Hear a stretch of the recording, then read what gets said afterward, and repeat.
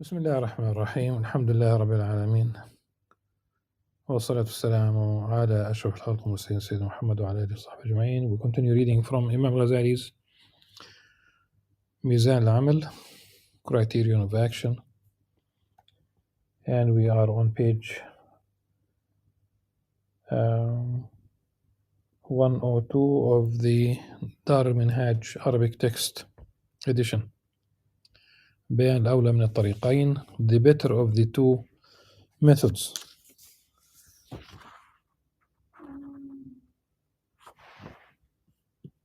And this is of course related to the remember the story towards the end of the last reading, where the Byzantines, the Romans, and the Chinese were working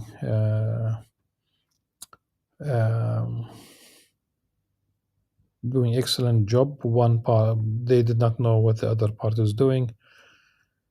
The Romans, they did excellent paintings, and the Chinese polished the wall so much so that it reflected the other wall, and it was even better,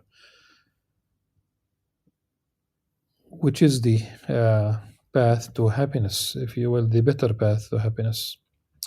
So Imam Ghazali said, rahimahullah, you might say you have presented two distinct methods for attaining happiness, but which of them do you think is better?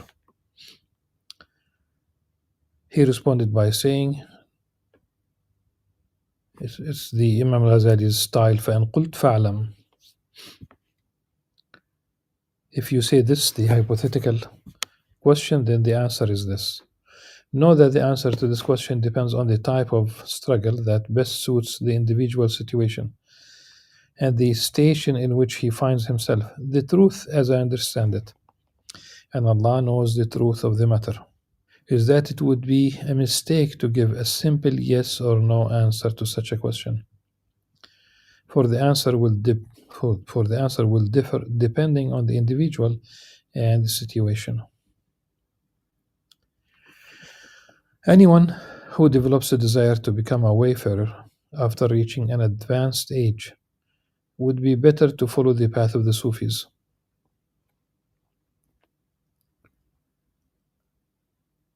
Namely, to devote oneself to worship and sever one's attachments, for the road to acquiring the senses in order to attain a firm disposition in the soul is a hard one to follow unless begun in one's youth. Teaching a child is like engraving on stone. This is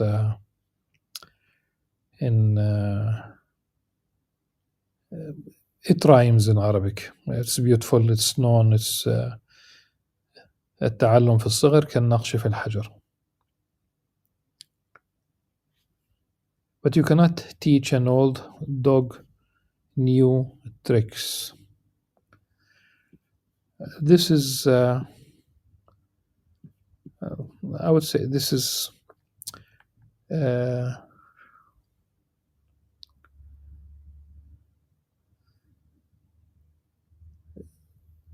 it might capture the essence of the text, but what does the Arabic text says? It says, after mentioning that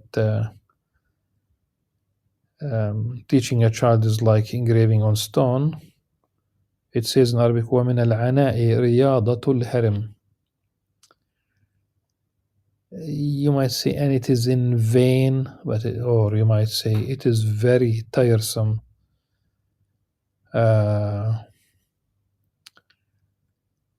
to teach the old person, the very old, if you will.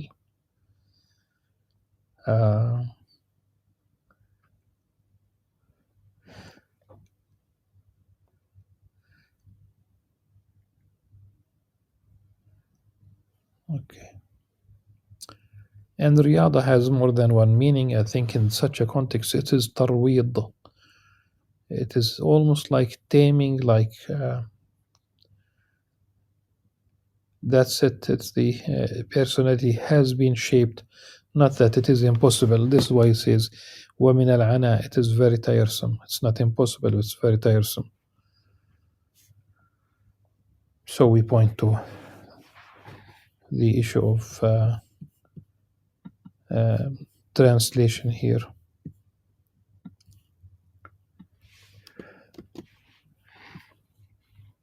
Someone once said,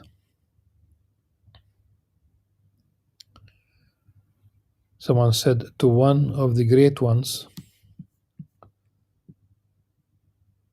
if an old man wishes to study, what should he do?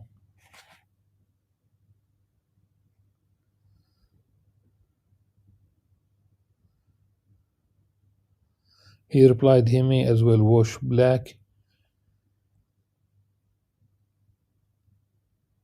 hair cloth to turn it white.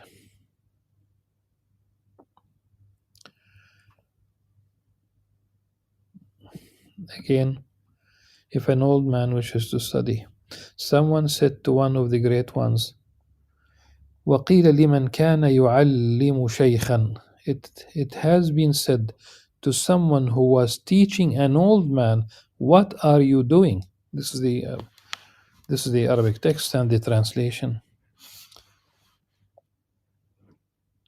He replied by saying, I am washing.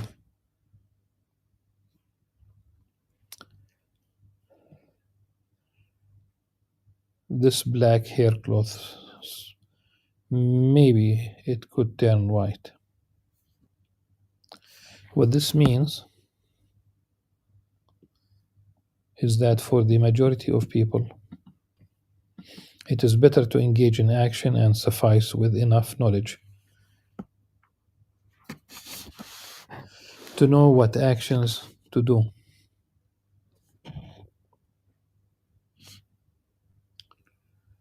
Since most people do not become aware of this matter in their youths.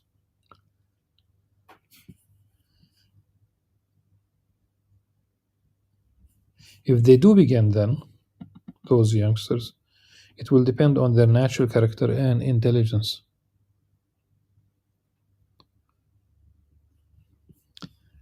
If they recognize that they will not be able to understand the subtle points of intellectual matters, they also should engage in action.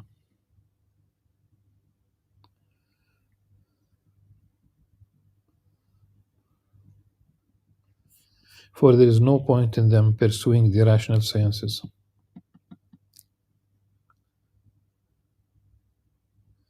Those will form the majority of the aforementioned minority. As for those who are intelligent and receptive to knowledge, if there is no one in their land or their time who is an independent master of the rational senses above the level of blind conformity,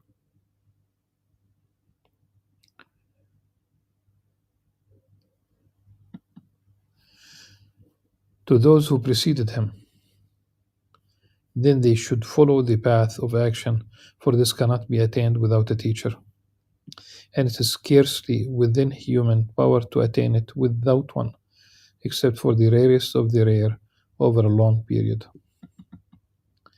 Take the science of medicine, for instance. If it had not been established and codified by many collaborating minds over the ages, even the most intelligent of people would need a great deal of time to discover the treatment for a single ailment, never mind all of them. Now, since most lands are bereft of even a single such independent scholar, none remain except for the rarest of the rare. Such an individual will be intelligent, will have become aware of this matter in his youth, will have the aptitude to understand the sciences, and will have encountered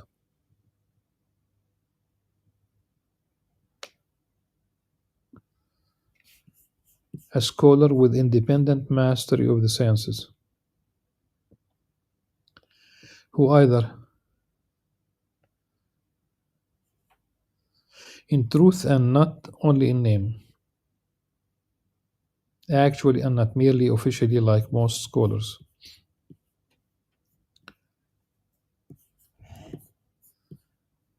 who either blindly follow the great, now this is of course the letter, who either blindly follow the great figures of their school of law or perhaps follow them in addition to knowing the proofs of their positions according to how they learned them from the authorities of the school. As for one who conforms to one who is blind, there is no use in following the blind or their followers.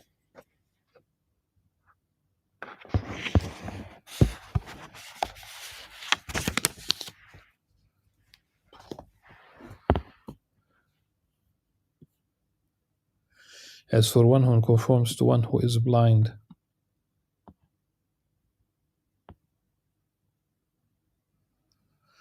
there is no use in following the blind or their followers. There is no use in following the blind or their followers. That's accurate. As for the one who conforms to one who is blind, it says everyone who conforms is blind. وكل مقلد أعمى. Okay. Or he might be a young man who grew up pursuing knowledge and is possessed of intelligence, who becomes aware of this matter after being educated in many types of sciences and then discovering this one.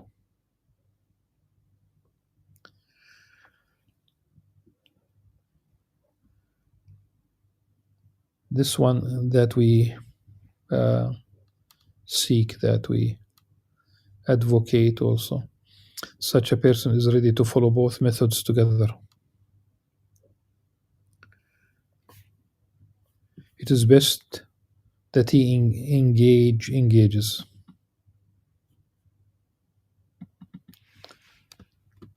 in study first, so that he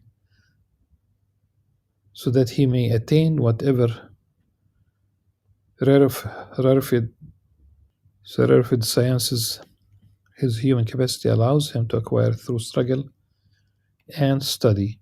For those who went before him have already done the hard work and paved the way for him.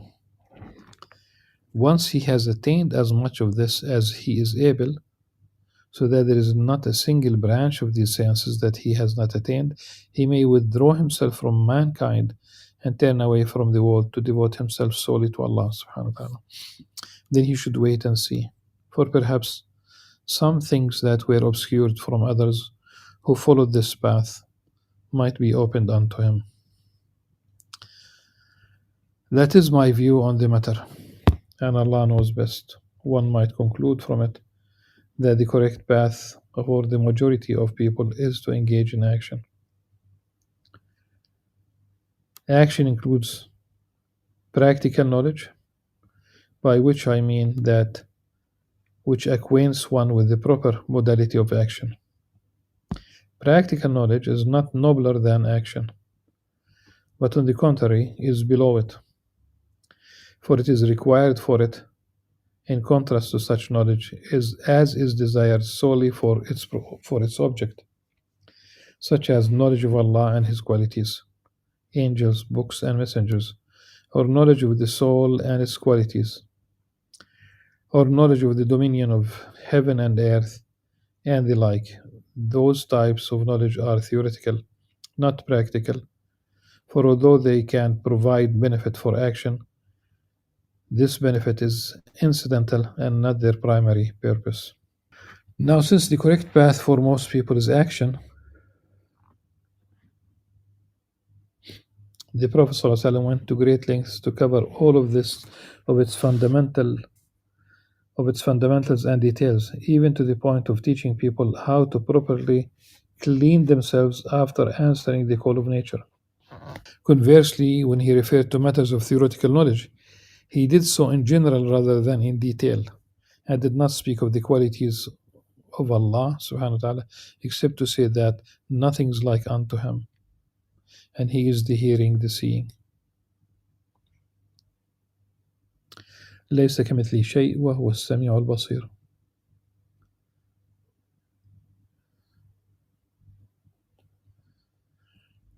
Nevertheless, it is true that after speaking in general terms about knowledge, he did not extol its greatness and nobility,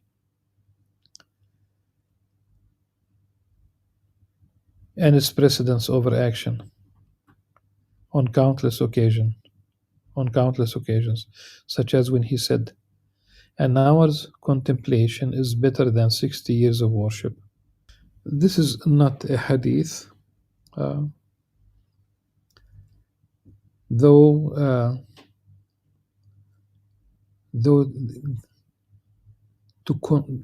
contemplation is part of the what the Quran advocates. وَيَتَفَكَّرُونَ فِي خَلْقِ السَّمَاوَاتِ وَالْأَرْضِ, for example.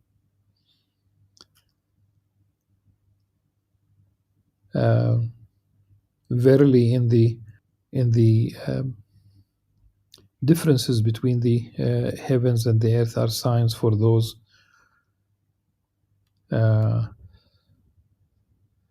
there are signs for those with intelligence, those who mention Allah subhanahu wa ta'ala standing, qiyaman wa qu'udan, while sitting, and on their sides. And here's the وَيَتَفَكَّرُونَ فِي خَلْقِ السَّمَاوَاتِ وَالْأَرْضِ, and they contemplate the creation of the heavens and the earth, and they will reach the conclusion, رَبَّنَا مَا خَلَقْتَ هَذَا بَاطِلًا سُبْحَانَكَ فَقِنَا عَذَابَ النَّارِ. So contemplation is part of the Quran. Contemplation, Imam Ghazali allocates practically a quarter of the time between Fajr and sunrise to contemplation, tafakkur. But as a hadith like this, and also it has been the text that I have here is the 70 better خير من 70 عباد 70 سنة, and you have 1,000, and you have so many. They are not sound, and it has been attributed to Al-Hasan al-Basri rahimahullah as contemplation of 1 hour is better than qiyam layla, praying throughout the night, or having a night vigil, if you will. Or when he said, the Prophet ﷺ, the superiority of the person of knowledge over the worshipper is like that of the full moon over all the stars. And this is part of a longer hadith, sahih, narrated by Abu Dawood. And there are other forms for the same tradition. So when he says, and إلى غير ذلك مما ورد فيه. For example, فضل العالم على العابد كفضلي على أدناكم.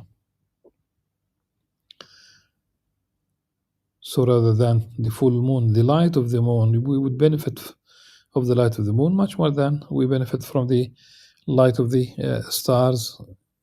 It depends on the context. If you are navigating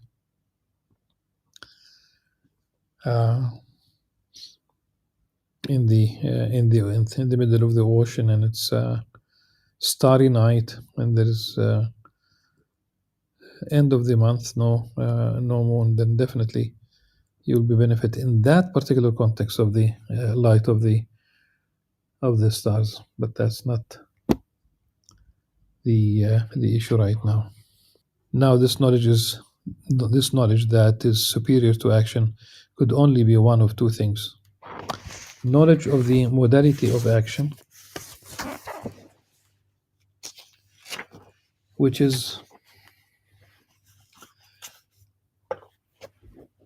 jurisprudence and the science of worship, or some other kind of knowledge. It should not possibly be the former, for two reasons. The first is that he stated that the knower is superior to the worshipper, and the worshipper must be the one who has knowledge of worship, since otherwise he would be a wicked pretender. The second is that knowledge of action could not be nobler than action itself.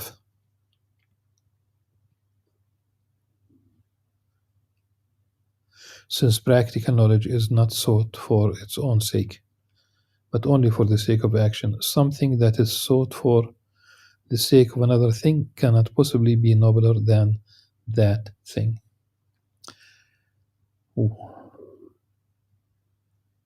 وما يراد لغيره يستحيل أن يكون أشرف منه.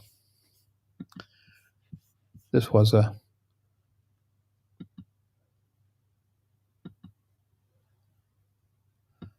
relatively a short chapter. So inshallah, tomorrow we will be dealing with بيان جنس العلم والعمل الموصلين إلى جنة المأوى. The types of knowledge and action that lead to paradise. May Allah subhanahu wa ta'ala grant us the knowledge and action and paradise. سبحانك اللهم وبحمدك نشهد أن لا إله إلا أنت نستغفرك ونتوب إليك. السلام عليكم ورحمة الله وبركاته.